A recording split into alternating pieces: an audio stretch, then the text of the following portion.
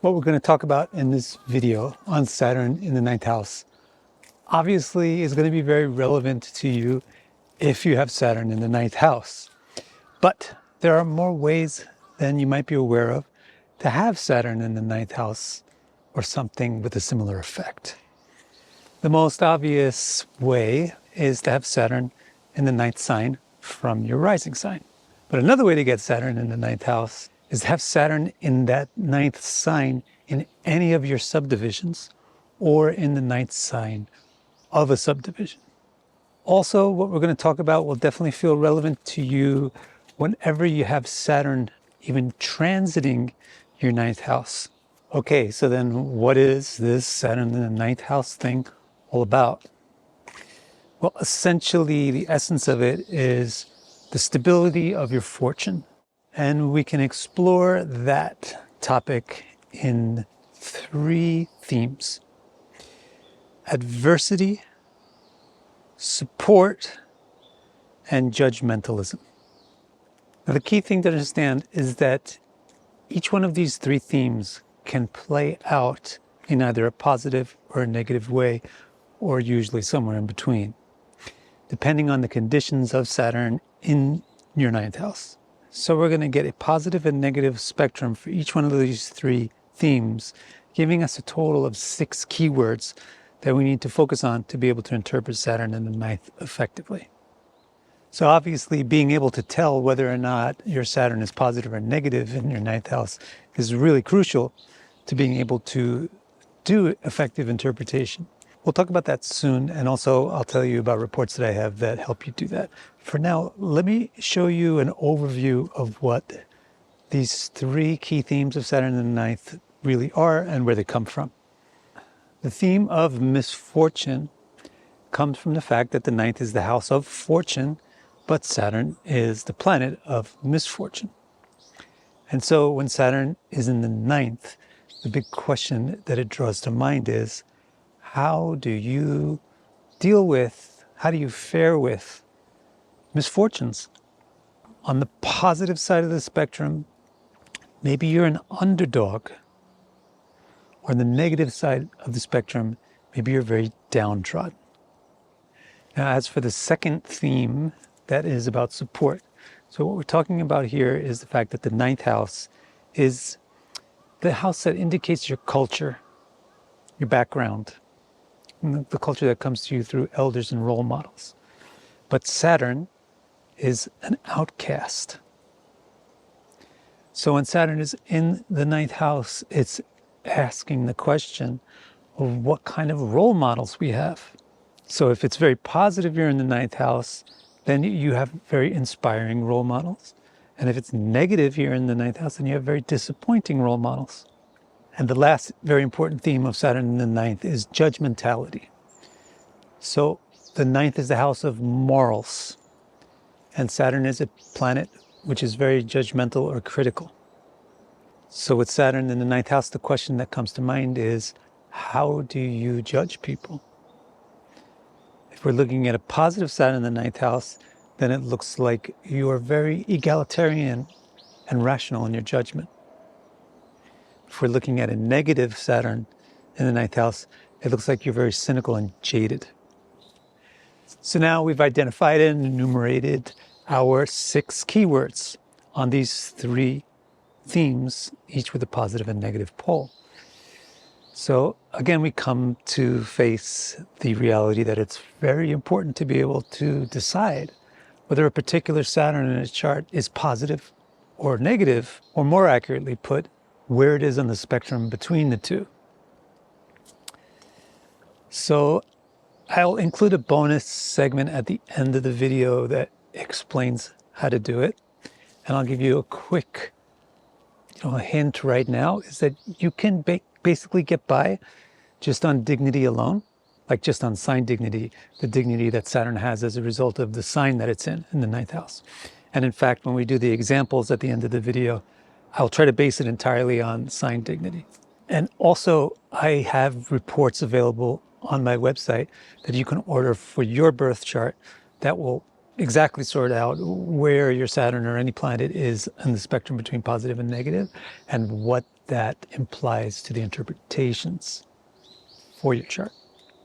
So please have a look at that by the link in the description below, or you can go to my site, victorcara.com, click into readings and order the readings. The basic module will be fine. The subdivisions module will give it the same thing for all of your subdivisions as well. Before we rush into anything though, let's make sure that you're really clear about what these keywords really mean and what we're really talking about as far as the symbolism. So let's start with adversity. We're asking the question of how do you deal with misfortunes? And we identify two polarities. On the one hand, maybe you're an underdog, and on the other hand, maybe you're downtrodden. So let me just explain what I mean by that. If you're an underdog, then you're the kind of person who prospers through adversity. Like challenges and obstacles bring out the best in you, and they cause you to rise up and give it your all. You succeed when challenged. You thrive on difficulty. You thrive on challenges. You have this underdog quality, which means you can come from below. You can rise up from below, rags to riches, against the odds, that kind of thing. Whereas on the other side of the spectrum, being downtrodden, it means that challenges feel extremely oppressive. You feel very oppressed. You feel boxed in and afraid to step out anywhere because you feel weak in the face of aggressors and adversaries and obstacles. So with a positive Saturn, an underdog type of person feels a lot of invincibility. They feel a lot of like, okay, come at me, let's go. I'm ready for a fight, because even if I lose, I'll get stronger. Whereas the other kind of person, the downtrodden person, is always just sort of in anxiety and worried and feeling helpless, facing problems that you know you can't overcome. That kind of feeling is to be downtrodden. So let me bring out one more corollary trait of each one of these sides of the story. If you are an underdog, then you're also an ambitious type of person. You're enterprising. You're brave and courageous and kind of fearless. Yeah, you're not afraid of facing challenges, so you will actually go into challenging circumstances kind of eagerly. And you're not the kind of person to be timid or acquiescent. On the other hand, the downtrodden personality type with Saturn negative in the 9th house, it's the opposite. You're unambitious. You just wish time would pass. You just wish that the clouds would go away. You're not resourceful. You can't think of ways to overcome your problem.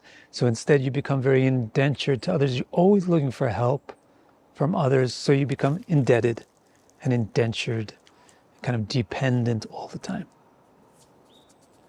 Now let's move on and talk about the second key thing about Saturn in the 9th house, which is your support. You know, what kind of role models were giving you support? So on the one hand, maybe you had very inspirational role models if you have a positive Saturn in the 9th house. On the other hand, maybe you have very disappointing role models if you have a negative Saturn in the 9th house. So let me flesh this out a little bit more for you so you understand this and what the direct impact of it is. When I say role models, I'm talking mostly about the elders in your upbringing. Like the family that was senior to you, that is supposed to be taking care of you and inspiring you on the right path and sheltering you from harm. That's what we mean by the 9th house role models. If you have inspirational role models, then that obviously means that your role models were there for you. They showed up and they did what they're supposed to do. So that means that one thing, they were very reliable. They didn't disappear when you expected them to be there. The other thing is they're very dutiful. They did the things that they were supposed to do, like feed you, clothe you, explain to you how to do things. And the third thing is that they were supportive or encouraging of you and your own growth. That's very important for a positive role model. So conversely, what do we mean by a disappointing role model? It's just the opposite. I mean, these people just were not there for you. They did not show up. So they were unreliable. You know, when you needed them to be there, all of a sudden they disappeared because, oh, they forgot about you, or, oh, they were playing a game, or, oh, they had to go to the bar, or, oh, they had to go to a drink, or whatever it is. They weren't dutiful. They couldn't, you know, put the pedal to the metal and just do the stuff they're supposed to do. And 3, especially, a disappointing role model is one who is not very empathetic or sympathetic to you, therefore not very supportive. They're condescending and crushing of you. So those, unfortunately, are the kind of role models that people get with a negative Saturn in the ninth house. Now I want to show one further implication on each side of the story. If you were blessed with a positive Saturn in your ninth house and inspiring role models, the implication of that is you know how to be a role model yourself. It comes naturally. And that is also going to impact your bravery again, your confidence. You won't shy away from positions of importance. You won't shy away from playing roles where people really depend on you because you have a good experience of that. And you've seen how it works and you know how to emulate it, you know how to do it. So people who have a good history of role models, they also tend to become good role models themselves. And with it coming out of Saturn in the ninth house, it tends to mean that they overcame some challenges, either facing the role models or by the help of the role models. And it gives them a sense not just being a good role model in general, but being like a very heroically inspirational person. Like, wow, this person was able to accomplish this. That's inspiring. That becomes a role model for me. Whereas on the other side of the spectrum, the secondary ramification of having disappointing role models is you just don't trust the role model system in general, nor do you really trust that you would perform well in that system because you didn't get any firsthand experience of how it works. So the not always so well understood ramification of not having a good role model is that it makes you shy, or it makes you shy away from positions of power, positions of importance, positions where people depend on you. Because those situations make you really nervous and you kind of doubt in yourself and you feel like you're not going to be able to show up and be there for those people. This will also impact on both sides your ability to parent. With a positive Saturn in the ninth house, a person kind of gravitates naturally towards parenting and does a good job at it. They're dutiful, they're responsible, and they're encouraging. But with a negative Saturn in the ninth house, it's the opposite effect. The person gravitates or shies away from parenting because they have a feeling like they're just not cut out for it and they don't want to harm a child like in the way that they were harmed. Now, next up, we have our final trait, the final of the 3 important traits of Saturn in the ninth, which is judgmentalism. How well do you judge people? On one hand, maybe you're very egalitarian and rational about how you judge people. That's if you have a positive Saturn in the ninth. If you have a negative Saturn in the ninth, then you're very cynical about people and you judge them harshly, kind of unfairly. So let me flesh out exactly what we're talking about with this. If you have a positive Saturn in the ninth house and you're egalitarian, that means that you give people equal opportunity and you are free from prejudice. Prejudice means judging something before you evaluate it. A positive Saturn in the ninth is free from that. They wait and they allow everybody to demonstrate themselves, to practically show their worth, and then they evaluate fairly. So this kind of person with Saturn positive in the ninth house is the type that is not very impressed by how you look. And they're not very impressed by what car you drive. And they're not very impressed by what family you're born into or whatever, how much money you make. It's the kind of person that is impressed by what you actually do. On the other side of the spectrum, if Saturn is negative in the ninth house, then you have a cynical or jaded type of judge. So this person really is just not impressed at all, no matter what. They have a prejudice, actually, and the prejudice is negative, but it's equally distributed to everybody. It's not like a specific prejudice against a specific type of person.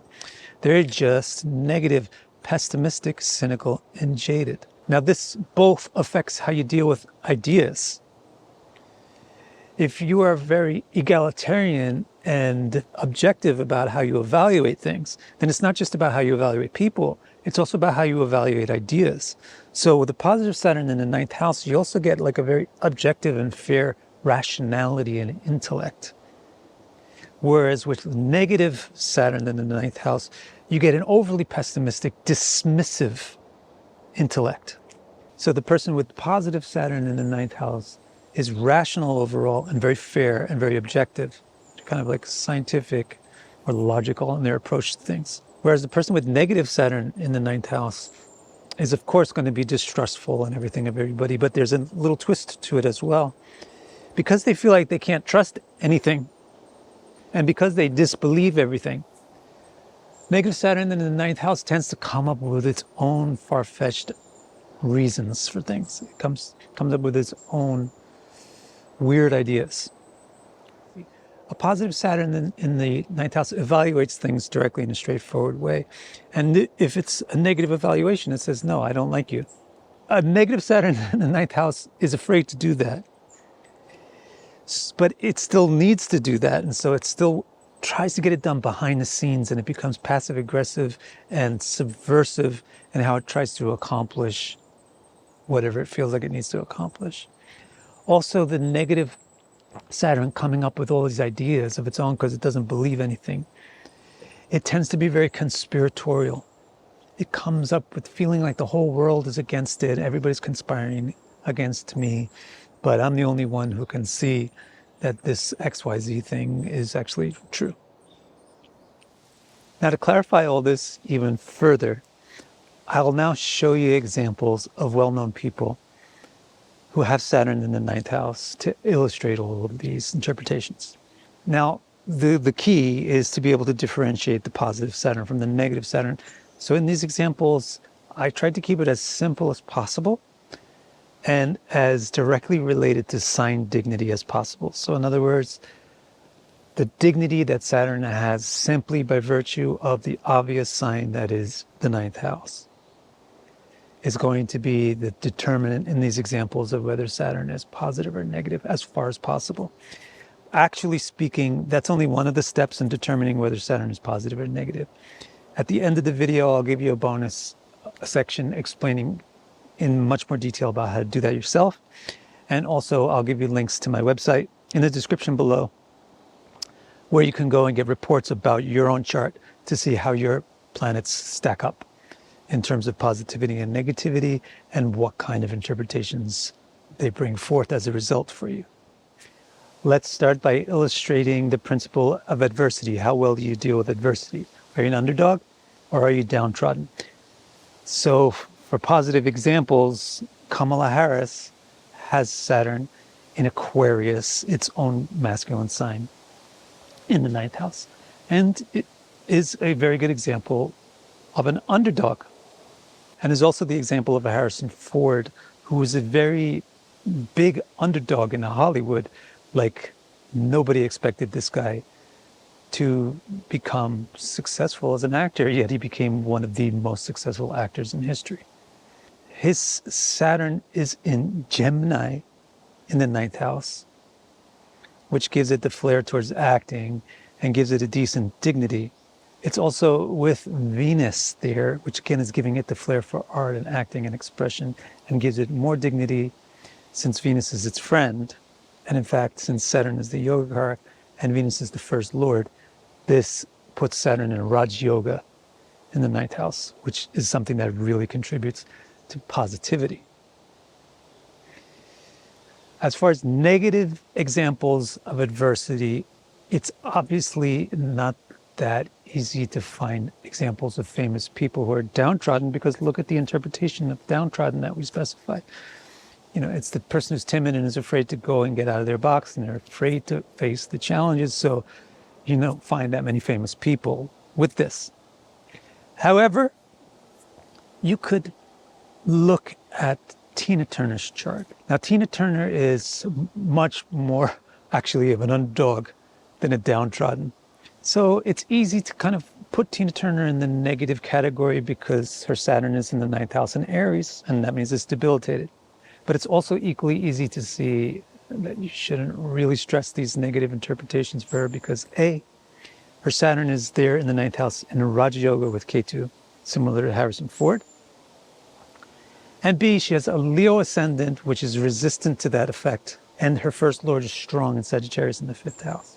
But like I said, it's hard to find somebody that is famous and is really going to exemplify this quality. So here's something close. Okay, now let's move on to this example of support.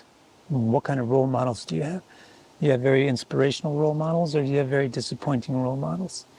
So Franklin Delano Roosevelt is a big role model and also an underdog. How would I justify calling him a role model? Essentially, the historians usually consider him one of the 3 most important and popular presidents of the United States. So, that means that he's a role model. A lot of people look up to him and think that he did really great things and accomplished really great things. You find his Saturn in the 9th house in Taurus, which is its friend's sign, and it's with Jupiter in a Raja Yoga. Then for an example of disappointing role models, for this one, Tina Turner fits the bill because she was abandoned by her parents, more or less emotionally abandoned. And so that Saturn in Aries, debilitated in the 9th house, can really show itself clearly in this regard because it's not going to be counteracted by her strong Leo. And the Raja Yoga also isn't really going to help it. But the Raja Yoga will help the side effects of it. And the strong Leo ascendant will help the side effects of it, making her as an individual be strong, like in spite of the weakness of the role models. And finally, if we look for examples of the judgmentalism, are you going to be egalitarian and objective in your judgments, or are you going to be cynical and jaded? You have Enrico Fermi, one of the most important physicists. He's dubbed as the architect of the nuclear age. Whereas his Saturn, it's in Capricorn. So that means it's basically got to be positive in his 9th house. So he gets that objective, rational evaluation of things. Also, Immanuel Kant, one of the most significant Western philosophers, rational, objective, a clear thinker, a fair evaluator. As for a cynical person, like a person whose judgment is not very good, and a person who tends to be subversive and deal with conspiracies, guess who? Bernie Madoff, the man behind the biggest Ponzi scheme in history, one of the biggest financial criminals in history. Subversive, conspiratorial, poor judgment. Where's his Saturn in the 9th house? What sign is it in? What dignity does it have? It's in Aries. It's debilitated. So there we have all the nuts and bolts of Saturn in the 9th house on 3 themes spread into 2 polarities, positive and negative polarity, for a total of 6 key ideas. Now, right after this, I'm going to attach a bonus section explaining how I really figure out the positivity or negativity of a planet, because that's so crucial to understanding what the real interpretation is. Before I give you that section, let me just remind you to go to my website, vicdecara.com. The link is in the description below. Click into the reports section, and you can order either the basic chart report, or you can also add in the subdivisions module, or you can get any report that you want. But if you get one of those 2, then what you've been seeing in this video will be done for you, for your chart, for every planet, not just Saturn. So I'll lay out exactly where your planets lie on the positivity negativity spectrum and what interpretations that provides for you. So please check that out in the link below. Don't forget to subscribe to my channel, support it, like it, share it, and enjoy this last segment about the technical details. As you see, the interpretation of any planet in any house really depends an awful lot on the positivity or negativity of that planet. So now let's go over how you would figure that out. First of all, the most basic consideration is the sign dignity. I've recently published 3 or 4 videos on this exact topic. Saturn in the first house in Aries is not the same as Saturn in the first house in Libra, and it would be ridiculous to think that it is. It's because Saturn in Aries is in fall and Saturn in Libra is exalted. And there's this whole spectrum of dignity in between exaltation and fall. And if you want to know that in detail, check those videos to figure out how you calculate dignity. In addition to the sign dignity that a planet has in a house, you also want to think about how the house itself is either advantageous or deleterious to the planet's dignity. If the planet is a malefic or the sun or the nodes, then it is at an advantage if it's in houses 3, 6, 10, or 11, but it's in a disadvantage if it's in 1, 4, 5, or 9. And if it's at an advantage, you just give a bonus to its dignity. I give 25%. And if it's at a disadvantage, you subtract some of its dignity. I subtract 25%. If it's one of the other planets, the benefics, along with the moon or Mercury, then the advantageous or bonus houses are 1, 4, 5, 9, and 10. And the disadvantageous houses are 3 and 6. Finally, the third step is to consider the lordship of this planet. If a planet is the lord of certain houses, then it gets a bonus to its dignity. If it's the lord of other houses, then it might get a detriment. So the best house to be the lord of is the first, because the lord of the first wants to protect the whole chart because the whole chart belongs to it. Also, it's very positive to be the lord of a trine, the 5th or the 9th. And it's also somewhat positive to be the lord of the 4th or the 10th. It's disadvantageous, however, to be the lord of the 6th, 8th, or 12th. There's a loophole about this. If the lord of the 6th, 8th, or 12th is occupying the 6th, 8th, or 12th, then it's not a disadvantageous thing. It's an advantageous thing. And what you would subtract, you instead add to the dignity. So if it's confusing, or you just want to see exactly how I do it, don't worry, you can do that. You can go to my website, victorcara.com, click into the report section, and then you have an option to get either just the basic chart, or you can also get the subdivisions. So please consider doing that. And also, please, if you haven't subscribe to the channel, hit the like button, leave me a comment, let me know what you're thinking. Also, just you doing that helps YouTube spot this video and show it to other people. So I would really appreciate that. Thank you very much.